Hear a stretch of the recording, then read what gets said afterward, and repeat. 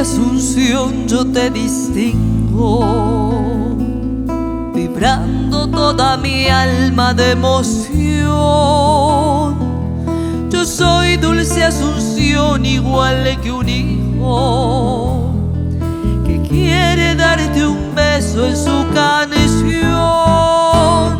Es grande Paraguay, mi gran cariño, conozco de su gente su bondad. Son buenos, consecuentes como amigos, por eso yo los quiero de verdad. Asunción del Paraguay,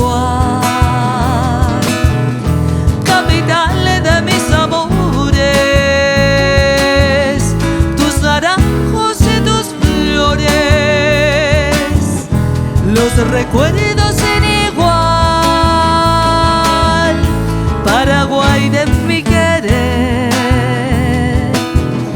En mis días errabundo que corría por el mundo, yo de ti me enamoré.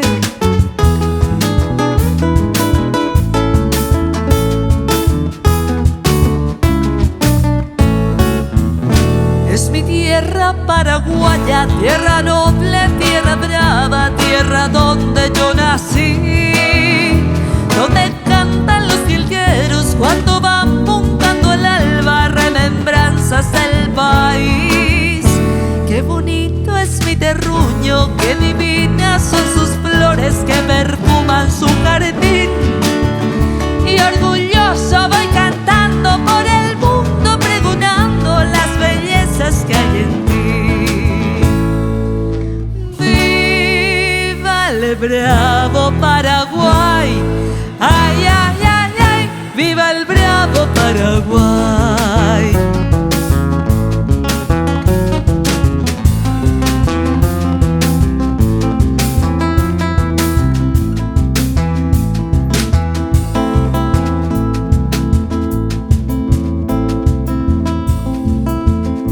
Las orillas del Magdalena, entre las frondas de mi lindo cafetal, en sus fulgores de luna llena, nació este canto dedicado al Paraguay. Tus notas tienen todo el encanto de mil flores a tachonada de rubí.